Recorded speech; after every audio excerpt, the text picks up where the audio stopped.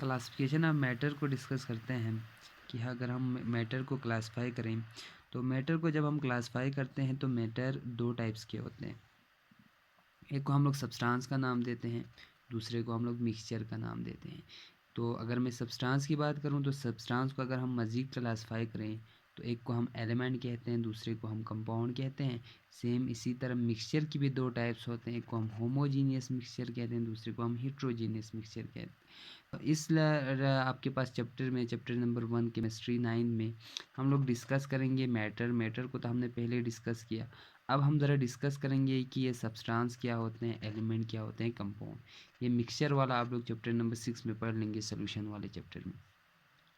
तो हमने कहा मैटर की दो टाइप्स होते हैं, एक को हमने कहा सब्सटेंस तो दूसरे को हमने कहा मिक्सचर। अब हम ज़रा समझते हैं कि ये सब्सटेंस किसे कहते हैं, मिक्सचर किसे कहते हैं। तो सब्सटेंस कहते हैं pure form of matter, matter की जो प्योर फॉर्म होते हैं उसी को हम सब्सटेंस कहते हैं। अब यहाँ पे प्योर का मतलब क्या है, तो यहाँ पे प्योर उसे कहेंगे, उस मैटर को हम प्योर कहेंगे जो सेम काइंड ऑफ एटम से बना हुआ हो। यानी अगर कोई मैटर एक जैसे एटमों से बना हुआ हो तो उस वक़्त उसे हम प्योर कहेंगे। तो जो प्योर होगा उसी को हम लोग सब्सटेंस का नाम देंगे। मिसाल के तौर पर मेरे पास सोडियम है, सोडियम, तो सोडियम मेटल मेरे पास है। तो सोडियम में जितने भी एटम्स होंगे सब के सब सोडियम के एटम्स होंगे। यानी इस सोडियम के जितने भी एटम है वो एक जैसे हैं। यानी ये जो सोडियम है, अगर आपके पास खाली सोडियम हो तो वो बना हुआ है सेम काइंड ऑफ एटम से। यानी इस सोडियम में जितने भी एटम्स हैं सब एक जैसे हैं। तो इसीलिए मैं कह सकता हूँ this sodium is a pure. यानी जो प्योर होगा उसी को हम क्या कहेंगे, सब्सटेंस। लेकिन शर्त है अगर आपके पास खालिस सोडियम हो।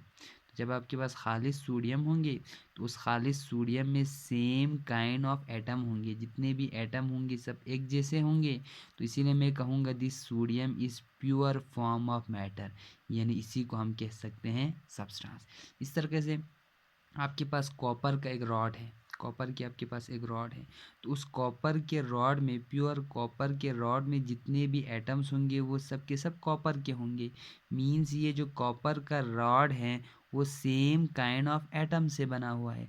तो हमने कहा था जो सेम काइंड ऑफ एटम से बने होते हैं उसी को हम लोग प्योर कहते हैं। तो जो प्योर फॉर्म ऑफ मैटर होते हैं उसी को हम लोग सब्सटेंस कहते हैं।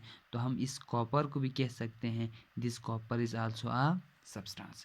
तो इस हिसाब से देखा जाए तो जो सिर्फ सेम काइंड ऑफ एटम से बना हुआ हो सिर्फ उसे सब्सटेंस कहें तो उसके हिसाब से बहुत सारी चीज़ें ऐसे हैं जैसे कि वाटर वगैरह। वाटर तो आपके पास एक जैसे एटमों से नहीं बना हुआ है, तो इसीलिए हम कहेंगे प्योर सिर्फ सेम काइंड ऑफ एटम से बना हुआ हो उसे प्योर कहेंगे। साथ ही साथ सेम काइंड ऑफ मॉलिक्यूल से बना हो। अगर कोई मैटर ऐसे हो जो एक जैसे मॉलिक्यूलों से बना हुआ हो तब भी जाके हम उसे प्योर कहेंगे, यानी उसको हम लोग सब्सटेंस कहेंगे। मिसाल के तौर पर मैं आपको समझा दूं कि मेरे पास एक गिलास में पानी है, पानी है, खालिस पानी है, प्योर वाटर है। तो उस खालिस पानी में जितने भी मॉलिक्यूल्स होंगे सब वाटर के मॉलिक्यूल्स होंगे।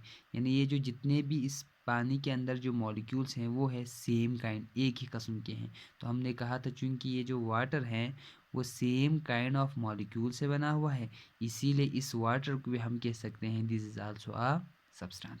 यानी सब्सटेंस के लिए शर्त हैं कि उस मैटर में मौजूद चाहे एटम हो या मॉलिक्यूल्स हो वो अगर सेम काइंड के हो, एक जैसे हों, तो उसी को हम लोग सब्सटेंस कहते हैं। तो सब्सटेंस की डिफिनेशन कुछ इस तरीके से कहें, the pure form of matter is called substance. Pure किसे कहेंगे, उस मैटर को कहेंगे जो सेम काइंड ऑफ एटम से बना हुआ हो या सेम काइंड ऑफ मॉलिक्यूल से बना हुआ। अच्छा, अगर हम बात करें मिक्सचर की कि मिक्सचर किसे कहते हैं, तो हम कहेंगे impure form of matter. Impure का मतलब है कि उसमें सेम काइंड ऑफ एटम, वो matter same kind of atom या सेम काइंड ऑफ मॉलिक्यूल से बना हुआ नहीं है, उसमें डिफरेंट काइंड ऑफ एटम या डिफरेंट काइंड्स ऑफ मॉलिक्यूल्स होते हैं, उसीलिए उसको हम लोग मिक्सचर कहेंगे। तो मिक्सचर की डिफिनेशन आप कुछ इस तरीके से ले सकते हैं, impure form of matter is called mixture.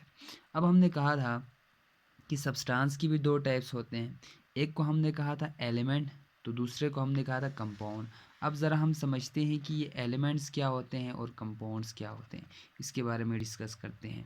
तो एलिमेंट्स उस सब्सटेंस को कहेंगे एलिमेंट उस सब्सटेंस को कहेंगे जो सेम काइंड ऑफ एटम से बने हो, यानी वो सब्सटेंस। अब आपने पहले में खुद देखा था कि आपके पास दो किस्म के सब्सटेंस थे।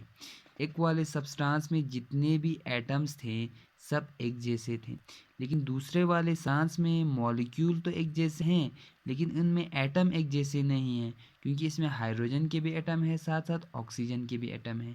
इसीलिए हम इस सब्सटेंस को भी मज़ीद दो टाइप करेंगे, यानी वो वाला सब्सटेंस जो एक जैसे एटमों से बना हुआ हो और वो वाला सब्सटेंस जो डिफरेंट एटमों से बना हुआ। मैं मॉलिक्यूल नहीं कह रहा हूँ, डिफरेंट एटमों से बना हुआ हो।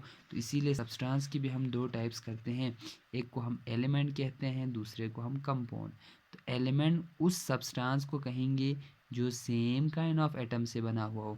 जैसे कि पहले मैंने एग्जांपल दिया था सोडियम और कॉपर का।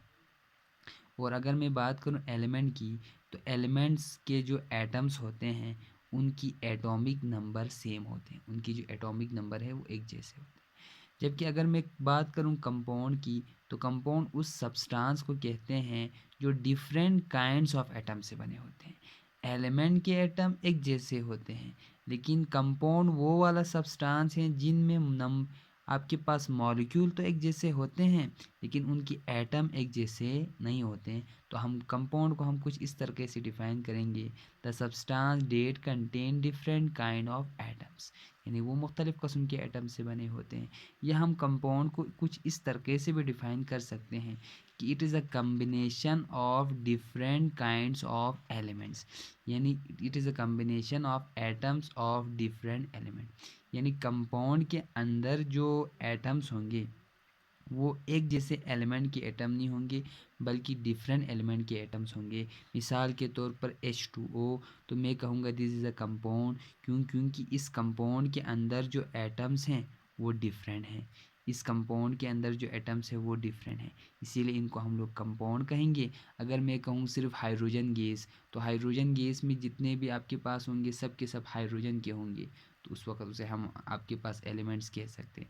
अगर आपके पास कोई भी चीज़ हो, जैसे कि मैंने कहा था कॉपर का एक रॉड हो, तो कॉपर के एक रॉड में जितने भी एटम्स होंगे सब के सब कॉपर के एटम्स होंगे, यानी सब के सब एक जैसे होंगे, उस वक्त उसे हम लोग एलिमेंट कहेंगे। अगर वो डिफरेंट एटम से बना हुआ हो तो उस वक्त उसे हम लोग उस सब्सटेंस को कंपाउंड कहेंगे। तो नेक्स्ट हम डिस्कस करते हैं कि कंपाउंड और मॉलिक्यूल्स में क्या फ़र्क है।